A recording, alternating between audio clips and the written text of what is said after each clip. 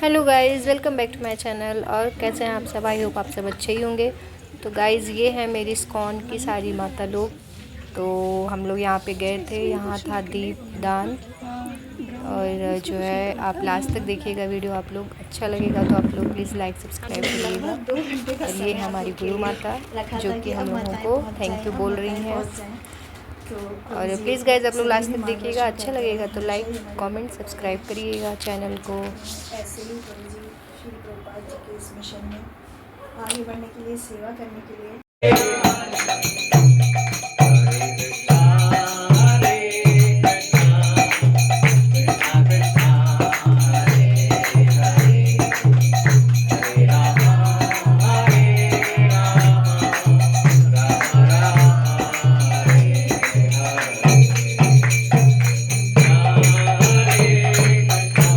रास्ता मनम लक्ष्य लाभ है।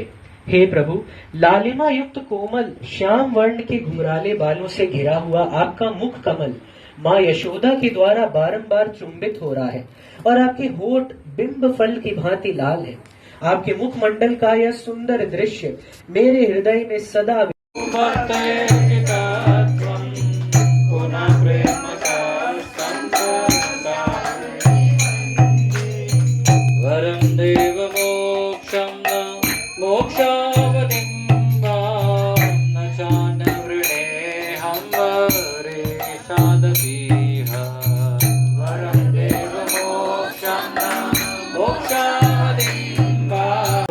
ये है हमारे इस्कॉन टेम्पल के प्रेसिडेंट, कानपुर इस्कॉन टेम्पल के, जो कि यहाँ पे दामोदर अष्टकम का पाठ कर रहे हैं।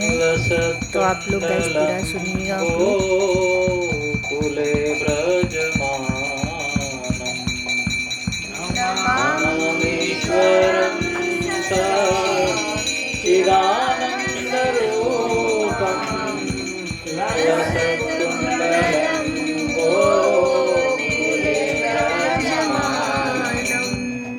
नमामीश्वरं सच्चिदानन्दरूपं लसत्कुण्डलं गोकुले विराजमानं। नमामीश्वरं सच्चिदानन्दरूपं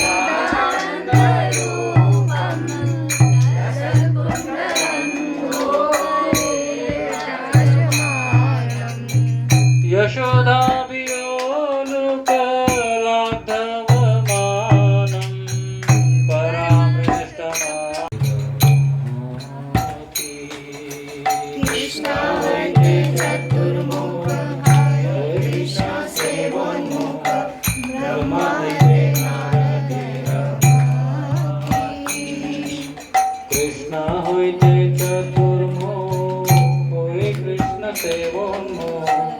ब्रह्मा होते नारदेर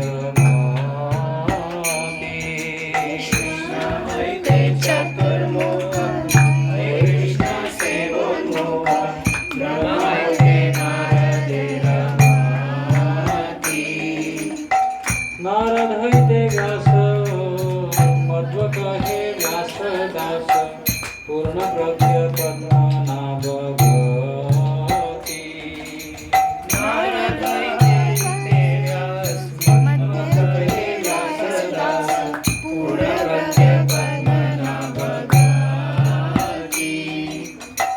नरहरि माधव वंशे अक्षोभ्य परमहंसे शिष्य धनंजय पंडित। तो धनंजय पंडित तिरुभागवती की जय, श्री गदाधर दास गोस्वामी तिरुभागवती की जय, और श्री श्रीनिवास आचार्य तिरुभागवती की जय। तो तीन महान आचार्य इसी परंपरा के हैं, जिनका नाम यहाँ पर उल्लेख नहीं, क्योंकि वो सात वाले इसमें आते हैं सब। ये आचार्यगण बड़े ही विशेष होते हैं, क्योंकि इन्होंने भगवान के श्री चरणों का पूर्ण रूपे न आश्रय लिया होता है।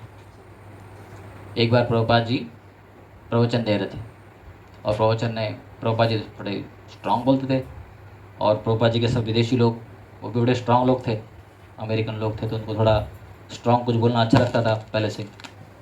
तो प्रभुपाद जी ने एक बार बोला प्रवचन में, मैं तो माया के मुंह के ऊपर अपना बूट लात मार दूँ।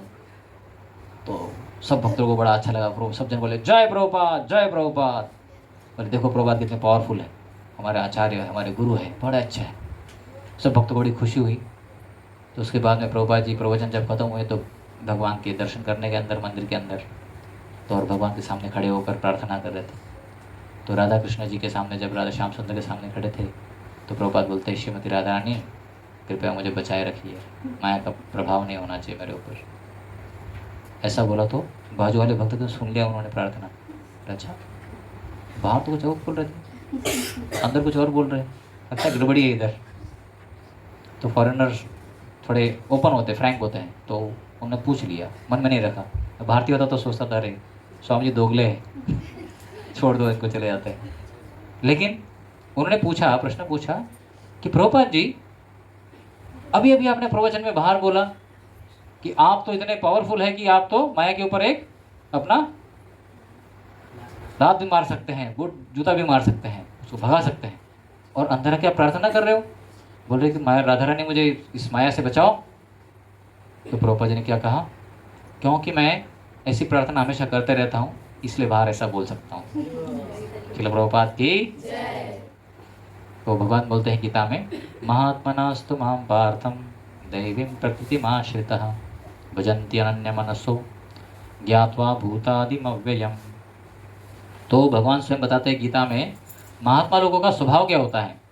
क्या स्वभाव होता है महात्मा लोगों का? हे पार्थ, मोहयुक्त महात्मा जन दैवी प्रकृति के संरक्षण में रहते हैं। मोह मुक्त, युक्त नहीं। मैं सोचा था गड़बड़ी कुछ हुई लग रहा है। हे पार्थ, मोह मुक्त महात्मा जन दैवी प्रकृति के संरक्षण में रहते हैं।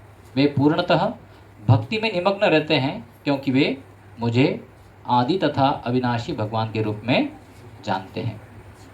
इस श्लोक में महात्मा का वर्णन हुआ है। महात्मा का सबसे पहला लक्षण है कि वह दैवी प्रकृति में स्थित रहता है, वह भौतिक प्रकृति के अधीन नहीं होता। और यह होता कैसे है, इसकी व्याख्या 7वें अध्याय में की गई है। जो भगवान श्री कृष्ण की शरण ग्रहण करता है वह तुरंत ही भौतिक प्रकृति के वश से मुक्त हो जाता है। यही वह पात्रता है।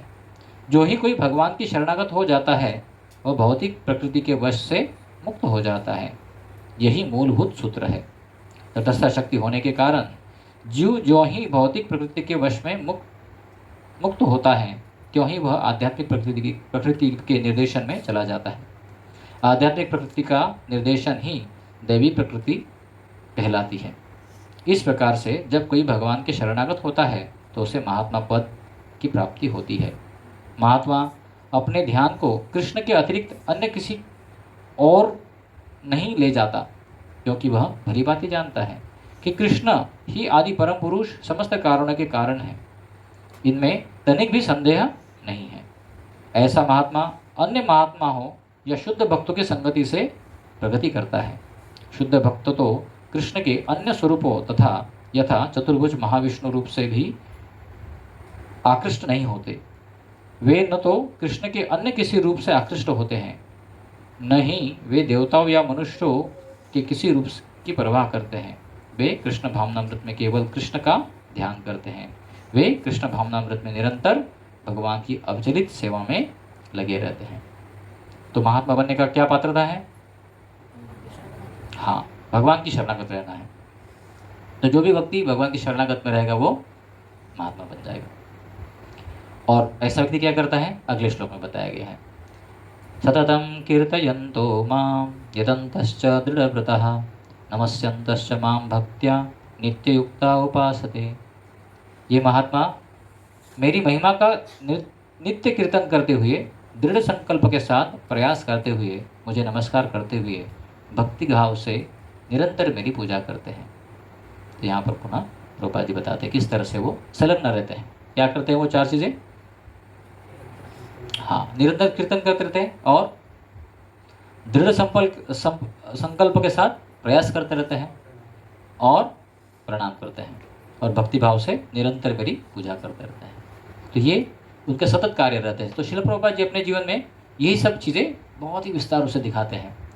एक बार एक जगह प्रभुपाद जी गए, क्योंकि प्रभुपाद जी ने तो 11 साल के अवधि में पूरे विश्व में कितने बार भ्रमण किया?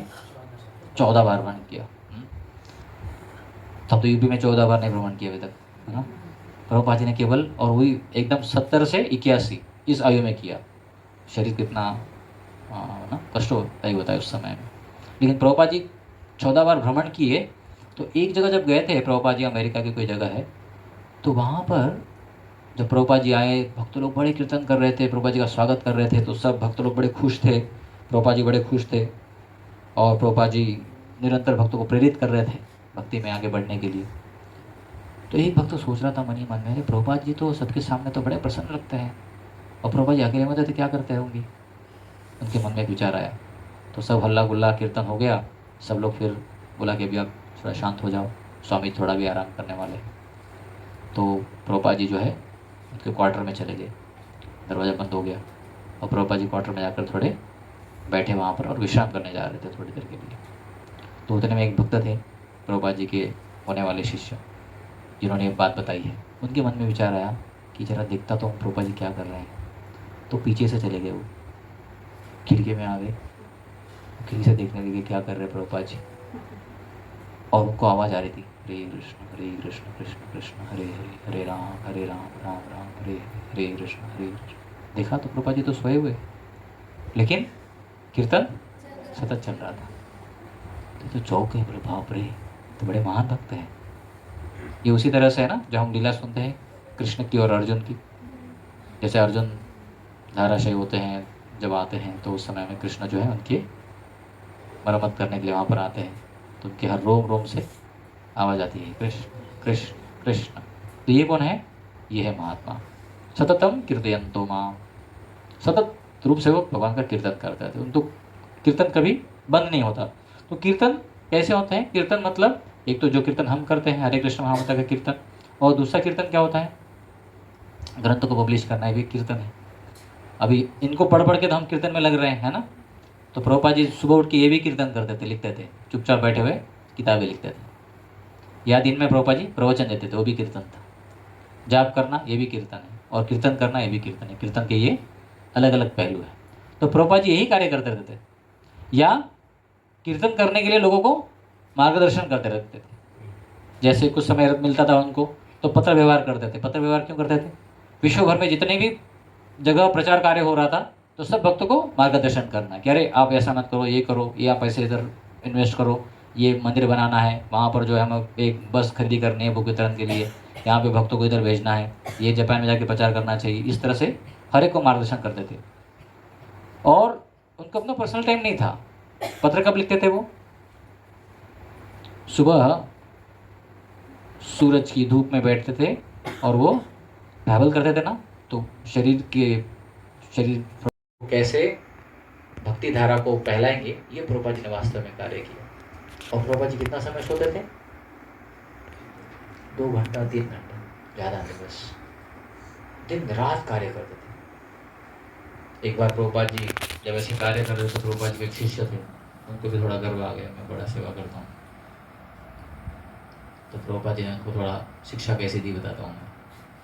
तो प्रभुपाद जी रात में 2 बजे, 1 बजे, 1:30 बजे उठकर पूरा अपना ये लिख रहे थे। रात में 10:30 11 बजे सोए होंगे, या 1-1:30 बजे उठे तो अपना ट्रांसलेशन कर रहे थे गीता भागवत का।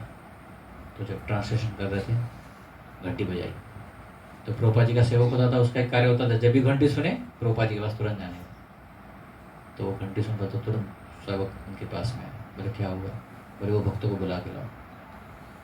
वो भक्तों तो गहरी नींद में था पूरा।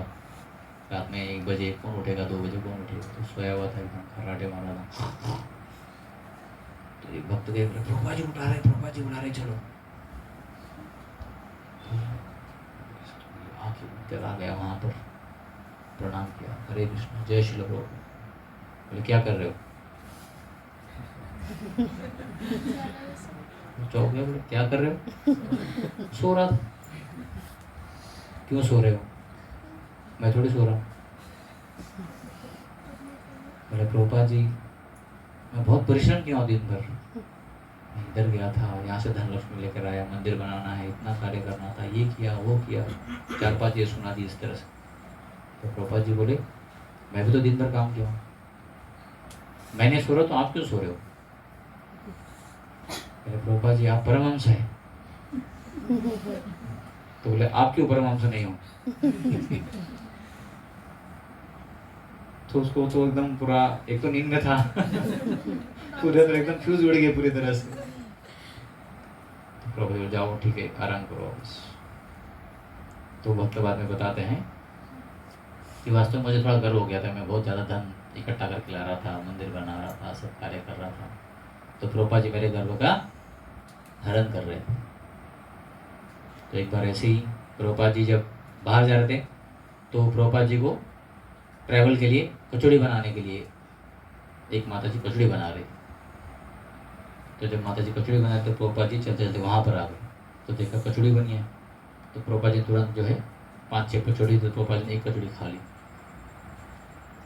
तो माता जी बड़ा अच्छा लगा कि चलो हमने कचौड़ी बनाई, प्रभुपाद जी ने खा ली। प्रभुपाद जी बड़े खुश लग रहे। प्रभुपाद जी दूसरी भी ले ली, तीसरी भी ले ली, तो 3-4 कचौड़ी खा ली प्रभुपाद जी ने। तो माता जी बड़ी खुश हो गई। माता जी को लगा कि प्रभुपाद जी एकदम जो है कुकिंग से प्रसन्न है मेरे। तो माता जी ने तुरंत जो है सर्टिफिकेशन लेने का सोच लिया कि एक नहीं 3-3, 4-4 कचौड़ी हमने बना ली और प्रभुपाद जी ने खा भी ली। तो तुरंत प्रश्न पूछा उन्होंने, माता प्रभुपाद आपके फेवरेट कुक कौन है? ऐसा उन्होंने तुरंत पूछ लिया। प्रभुपाद जी बोले मैं खुद। तो प्रभुपाद जी को पता था कैसे भक्तों को व्यवहार किया जाए, जैसे उसका अहंकार ना बढ़े लेकिन सेवा भाव बढ़े। तो प्रभुपाद जी बड़े विशेष एक्सपर्ट पर्सनालिटी थे, एक महान आचार्य हैं।